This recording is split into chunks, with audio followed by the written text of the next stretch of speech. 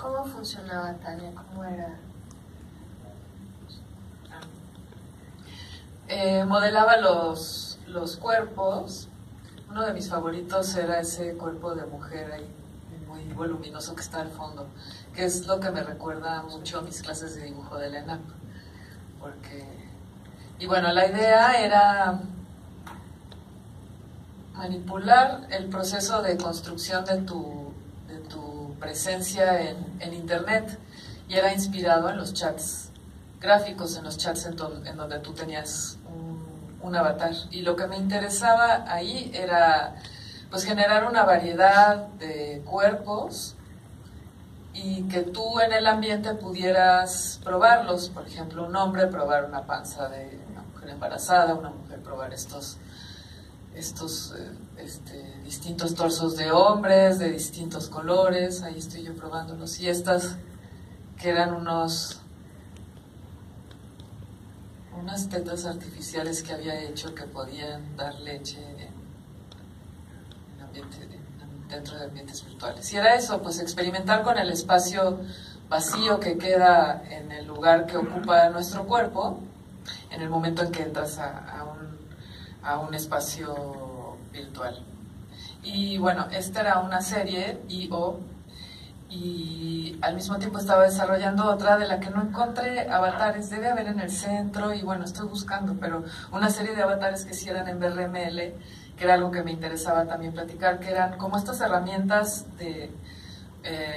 abiertas, ¿no? Que bajabas y te ponías a modelar en 3D y podías tener, o sea, como que era un poco esta idea de que Internet iba a ser en unos pocos años un espacio en donde tú podías, yo me imagino que a través del blog o de diferentes o de medios más pues sí, amigables para cualquier persona, y podías utilizar audio, podías utilizar video, y entre los recursos que podías tener en tu página web pues era la realidad virtual. Y de repente desapareció VRML, desaparecieron todas las herramientas abiertas para modelado tridimensional, pero sobre todo para generar ambientes multiusuarios tridimensionales, que era lo que a mí me gustaba hacer, pero que ya no tengo más ejemplos. Los voy a buscar, pero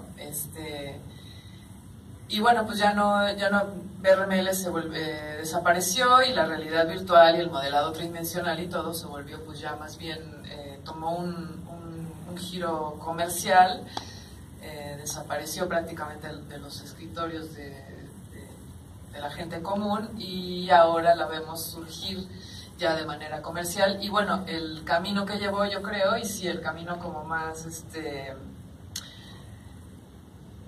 más común, y el que mejor se desarrolló en los gráficos tridimensionales multiusuarios, pues es el de los videojuegos, ¿no? A esta también Carolina Cruz Neira, que es una venezolana norteamericana, que fue la que inventó el Cave. Y también para mí era otra así súper referencia, con quien también estaba en contacto todo el tiempo, animándonos y dándonos, o sea, como que fue un personaje importante en aquel tiempo. Hay más, pero... bueno, Desertececho, y ahí está un texto de Arlindo Machado. Desertececho lo pueden ver ahorita en el Laboratorio Arte Alameda. Es una pieza de Gilberto Prado, que también es de los 90, que es de 97, 98, y que ya la restauró el Itaú Cultural, y que es una pieza bien interesante. Les recomiendo contrastarla conceptualmente con Carne y Arena. Si ya la vieron, véanla. También es un desierto, pero pues es una pieza completamente distinta, ¿no? Es una pieza de los 90. Y ahí está todo lo que Arlindo dice de esa pieza. Brenda Laurel, que era también otra de mis gurús, que habló muchísimo sobre diseño de interfaz, sobre relación humano-máquina, y que utiliza la la metáfora del teatro y del agenciamiento, que esto también me parece muy interesante, y es otra palabra y otro concepto que me ha seguido durante muchos años. Y bueno, esta es una pieza de Brenda Laurel, que cuando fui a hacer la residencia a Banff, justo a ese lugar, de Cave, el Cave de Banff, que está en un sótano, estaba todavía esta pieza de Brenda Laurel. Y bueno, esta pieza de Rejane Cantoni y Daniela Kuchat, que se llamó Ópera, que también tiene una versión ya de los 2000, ópera como más enfocada en audio, pero si ven, esa ya es como la última fase. Fue un proyecto muy lindo porque era ir investigando formas en que culturalmente hemos descrito o pensado el espacio, desde el espacio platónico, los sólidos platónicos, hasta eso que vemos a una persona interactuando con un fractal, ¿no? En donde tú eres un punto en un diagrama de Lorentz y lo estás recorriendo. Y creo que ya hasta ahí. Sí. Y ganó el premio Transitio, ¿no? Ganaron Transitio. Con esa pieza, justamente. El premio internacional del festival. Y luego Monte Albán, ¿no? Que en realidad creo que no hubiera pasado si tú no hubieras estado ahí, ¿no? Desde tu disciplina, levantando el sitio arqueológico, aunque era un interés particular, creo que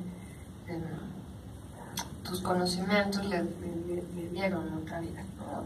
Pues no sé si no se hubiera levantado si no estuviera ahí. Yo creo que estuve ahí y se levantó, y entonces porque no era un proyecto absolutamente individual. En realidad este era el proyecto con el que más pude aprender algunas cosas de herramientas y de graficación en tiempo real y eso. Y luego ya hicimos más cosas, muchas más cosas. Lo digo porque este fue un proyecto que para su momento, que empecé en 96 a trabajarlo, y pues no sé, yo me acuerdo que buscábamos qué otras cosas habían sucedido con estas características. No había otro proyecto, por lo menos a nivel latinoamericano, que tuviera un espacio de graficación y eso. Y luego, pues ya cuando lo ves, dices, ay, pues son puras cajas, ¿no? O sea, son puras cajas. Sí teníamos todos los planos y tratábamos de ser lo más acuiciosos al respecto, ¿no? Y así no eran muy rigurosos, yo me acuerdo, ¿sí? Y no fueron un par de años, ¿no? Fue como un proyecto de largo aliento también. Sí, porque iba sacando cosas y luego había, bueno, sí, en realidad sí era riguroso, pero el tema era cómo lograbas que todo eso, toda esa información que querías vaciar en una máquina que se pudiera desplegar en gráficos en tiempo real. Entonces no sabíamos nada de estrategias de eso. Teníamos que aprender esas estrategias. Hay unas cosas que se llaman niveles de detalle, que son despliegue de gráficos de acuerdo a la cercanía, pero entonces tiene que ver con cómo organizas los objetos. Abajo de una geometría, cosas que no vemos regularmente, es que existen unos que se llaman frijolitos, que en realidad tienen características de los objetos, y todos los objetos tienen un representante, tienen todas las caras que componen los objetos, tienen una referencia que tú puedes ver en una especie de árbol genealógico. Y entonces tú puedes tomar cada uno de los objetos y manipularlos. La forma en cómo tú los coloques y si van de arriba para abajo, de abajo para arriba, de izquierda a derecha, es la forma en cómo los va a escribir y te los va a dibujar primero la máquina. Entonces tú tienes que hacer un arreglo de todos, bueno, en ese momento tenías que hacer un arreglo de todos esos datos para que no te desplegara todos los gráficos de manera simultánea, porque no iba a poder operarlos la máquina, no iba a tener suficiente capacidad para desplegar todos los polígonos, porque es como traer una base de datos y ponerla ahí que todo el tiempo esté desplegada. Entonces la estrategia era, traes un nivel de detalle de esos polígonos y cuando te acercas lo suficiente, sustituye y trae otros, y sustituye y trae otros, y los otros los va desechando. De esa forma, sí podías graficar espacios, pero no tenías todo el espacio representado simultáneamente. Pero hacer eso, o sea, organizar todos los objetos para que eso era divertido. A mano, ajá, porque sí, lo decíamos, ¿no? Hubo en algún momento, era como suicidio invisible, ¿no? Todo eso así como... Entonces era como, no sé. ¿Me permiten decir algo? Yo creo que es importante, de ese proyecto sobre todo, bueno, de los dos proyectos que acabamos ya de hablar, desde Tania y desde Cuauhtémoc, enmarcarlos en el tiempo y decir que son de los primeros y no los primeros. O sea, cuando menos el primero en Latinoamérica sí fue. O sea, que estamos hablando del papá de todas las reconstrucciones virtuales de sitios arqueológicos. O sea, del primero de toda Latinoamérica seguramente. Y eso ya le da un contexto. También con el de Tania, de las primeras reflexiones que se hacen, no solo como reflexión, sino proponiendo a través de los modelados tridimensionales y las gráficas en tiempo real un proyecto. Y que de ahí se desprenden otros. Yo mismo en algún momento hice un proyecto que tenía que ver con el de Tania, que se llamó Prêt-à-porter, que es obvio que es por el aprendizaje que ella, el camino que ella allanó para nosotros. Estoy hablando de la reflexión que ella hizo antes. Mientras uno está tratando de ver qué es lo que pasa por primera vez haciendo un sitio arqueológico y viendo qué es lo que se puede hacer con él, porque lo que más les importaba en ese momento era que no iban a destruir el sitio arqueológico, sino que también iban a poder hacer arqueología virtual sin tener que escarbar. Podían hacer propuestas de color, de texturas, de diferentes cosas que hubieran podido tener el sitio arqueológico por primera vez y en tiempo real, que ahora ya es una cosa común, lo podemos ver, y entonces no nos damos cuenta de la importancia que tuvo en ese momento. Pero hiciste también otro proyecto antes, ¿no hubo? Beauty, ¿fue antes que Prêt-à-porter? ¿Belleza? Ah, sí, yo tengo, pero estoy hablando del proyecto de Cuau. Sí. Bueno, es un proyecto del Centro Multimedia en el que participó Cuau, pero como liderando. Mi modelo tridimensional navegable es, no creo que se alcance a ver aquí, es Regreso. Y lo digo así porque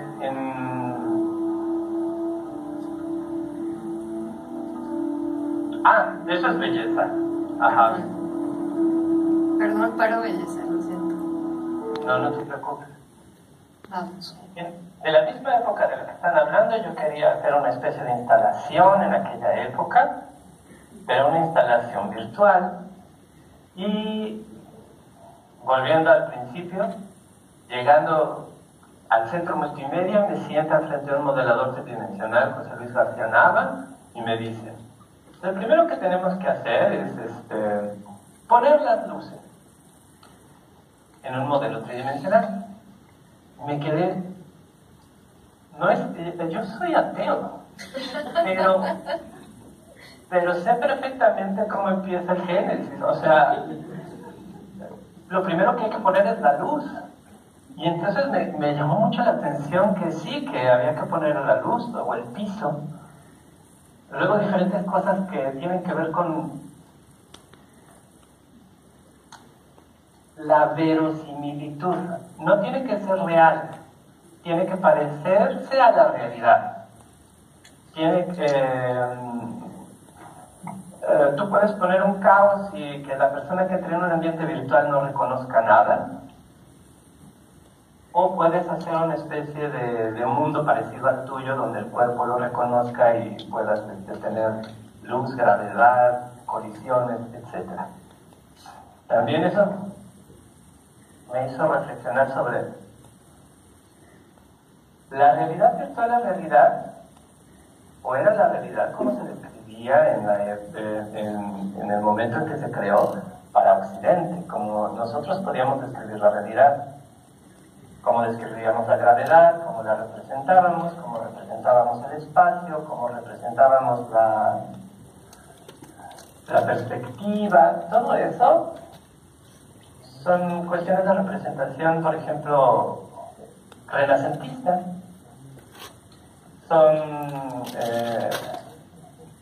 O sea, no calculamos la gravedad como la calcularía Einstein, calculábamos la gravedad como Galileo, o sea, con una aceleración y con cuestiones que podíamos modelar a través de comportamientos en una computadora.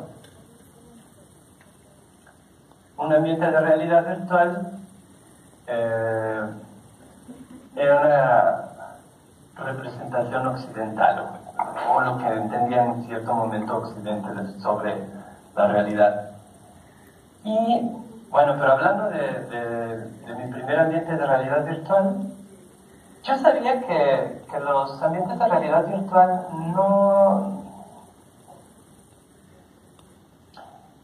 no convencían visualmente a una persona de que se encontraba en otro lado.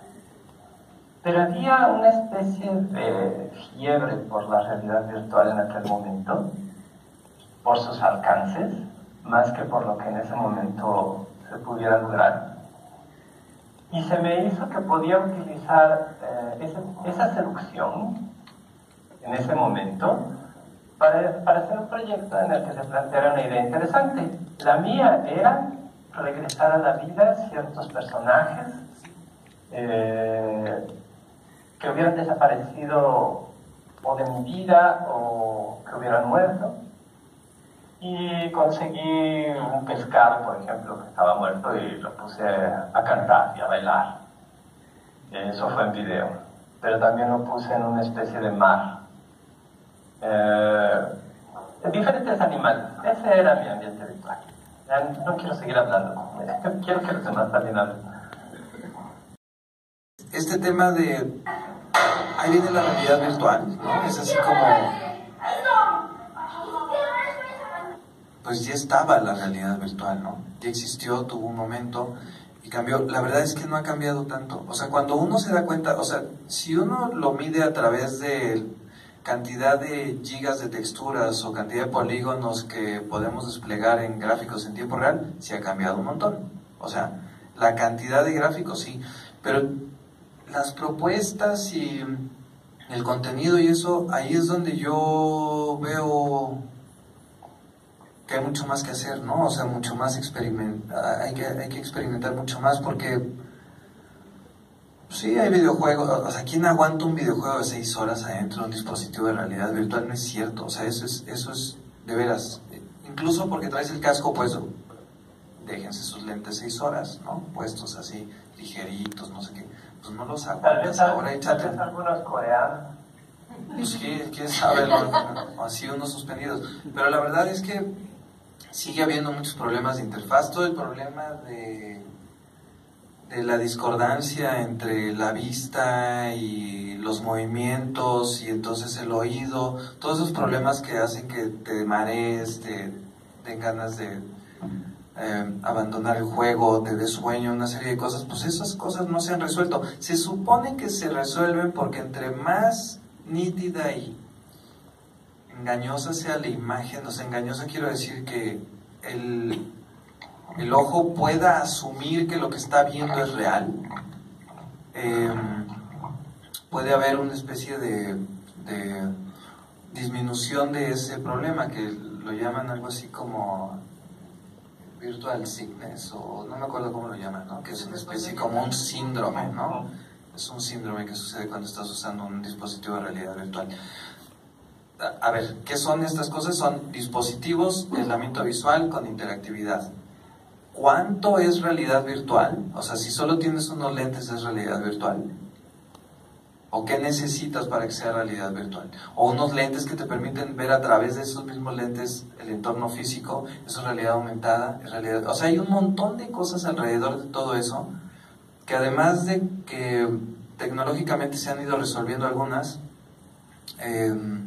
creo que más como en la parte reflexiva no sé, yo sigo sin estar convencido de este nuevo mundo de la realidad virtual, porque todo lo que sucede ahí lo tienes que construir.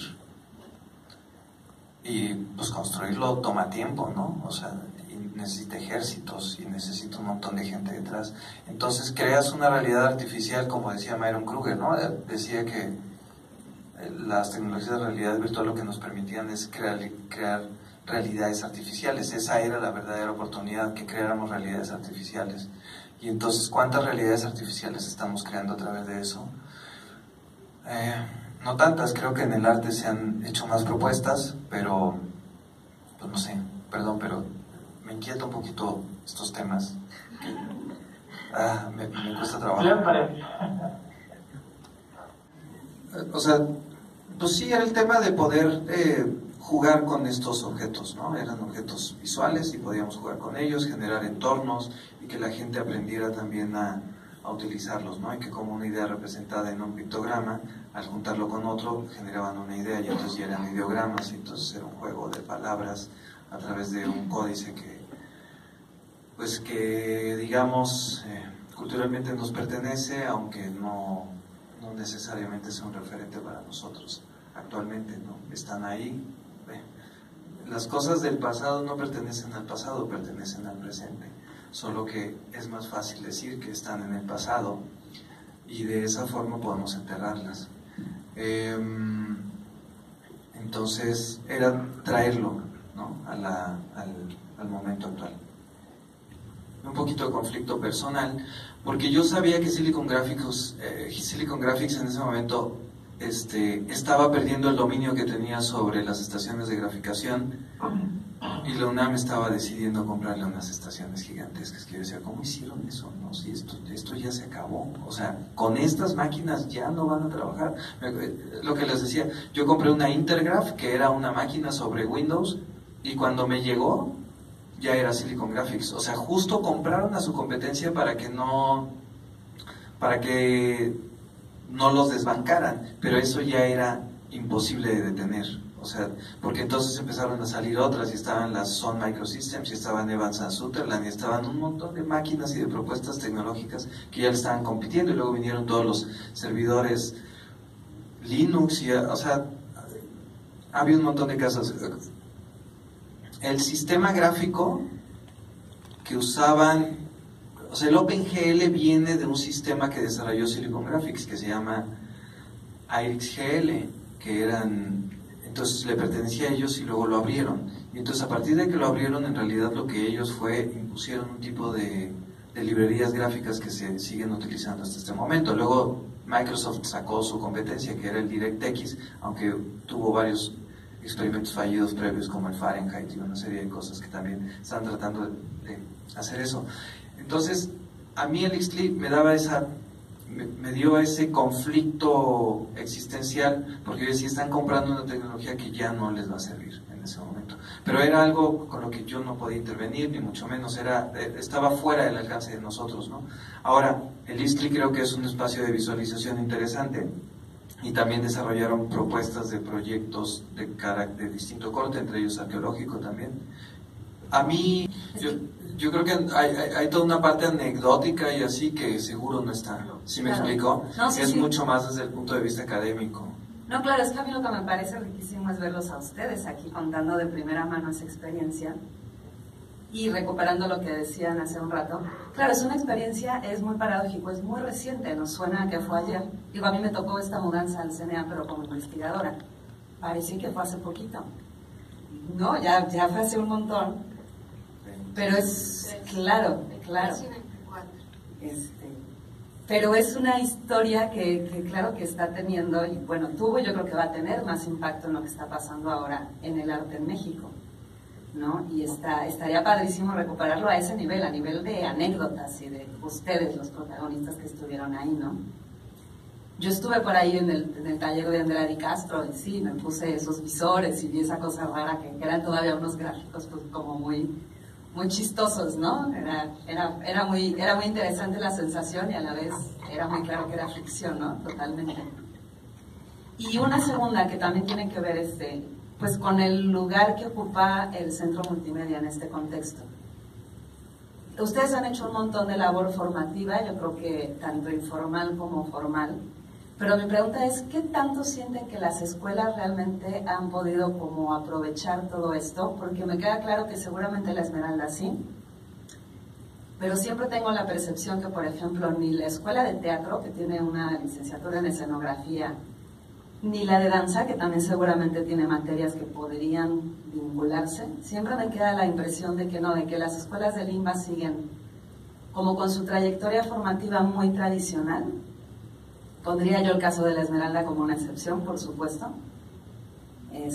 y que en paralelo ha estado como todo este desarrollo del Centro Multimedia que sí ha sido como un nodo de muchísima experimentación, ¿no?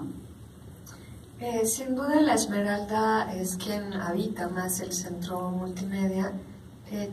Tiene que ver un poco con que algunas de sus materias las toman en nuestras instalaciones y es como muy habitual pasar por ahí, estarse por ahí, pedir una asesoría. En segundo plano está la Escuela de Música, En tercer lugar, mucho muy abajo, la escuela de teatro y la escuela de danza. No hay manera, es súper extraño que nos busquen las chicas. También tienen horarios infames, ¿no? Están aquí 12 horas bailando, estudiando matemática, en fin. Pero esa es un poco la demanda que tiene el Centro Multimedia. Algo que es importante es que hay otras escuelas que están por aquí, que nos buscan, que toman nuestros cursos, que nos piden charlas. En fin, no es, digamos, solo el nicho del Centro Nacional de las Artes, sino compartimos con otros espacios. Gracias. A ti. Perdón,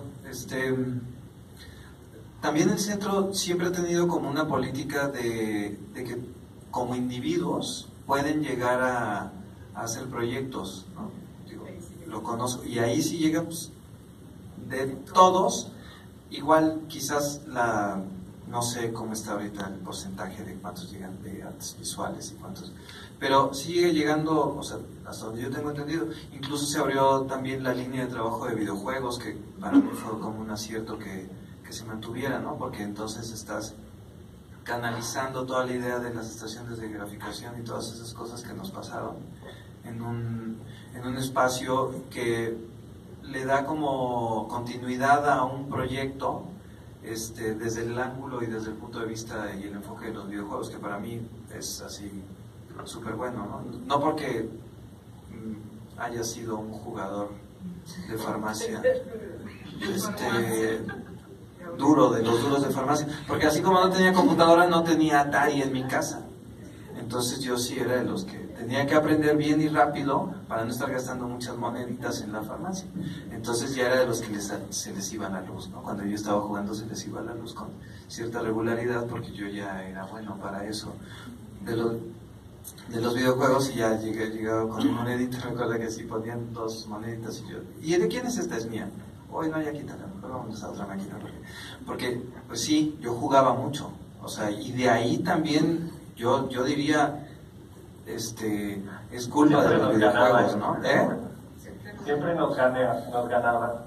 Entonces yo diría es culpa de los videojuegos un poco que yo haya también tenido un interés por pertenecer al espacio de realidad virtual del Centro Multimedia, y que lo haya tomado así como, pues, gratis, ¿no? Como decía Adriana, sí le pagaron en algo, sí me pagaron en algún momento. Pero año y medio yo estuve ahí por gusto, ¿no? Y porque estaba aprendiendo algo, y porque yo decía, no, es que los videojuegos, eso de hacer videojuegos es de japoneses, ¿no? O sea, yo nunca me lo planteé que cuando era joven, que estas cosas pudieran así descender, ¿no? Así a los mexicanos.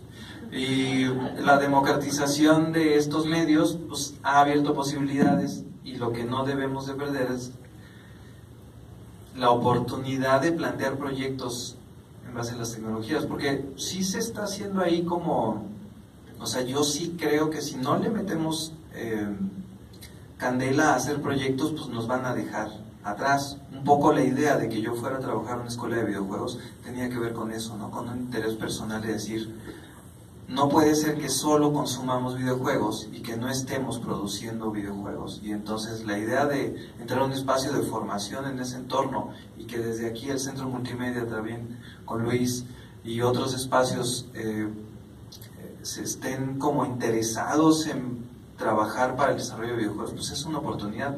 Lo mismo la realidad virtual, no deberíamos de dejarla pasar, pero sí hace falta encontrar un lenguaje, ¿no? Como decía Luis o Tania, que pudiera, no sé, despertar un interés que no fuera solo comercial o de entretenimiento, que esa es una preocupación de carácter personal. Es una línea en la que también trabajamos, ¿no? No la parte comercial, sino educativa, cultural. Tengo que agradecer infinitamente a Tania, a Cuau, a Hugo, su compañía esta mañana, este anecdotario que sí me parece súper valioso. Agradecer su presencia también infinitamente. Estaremos compartiendo esta información, el video de esta charla en breve en línea, y pues estamos abiertos a cualquier consulta en el Centro Multimedia, invitados a visitar el laboratorio en esta nueva expo que pinta increíble. SAE y el trabajo de Hugo en línea. Muchas gracias, bienvenidos siempre al Centro de las Artes. Gracias. Nos vemos, Hugo. Chao. Llegando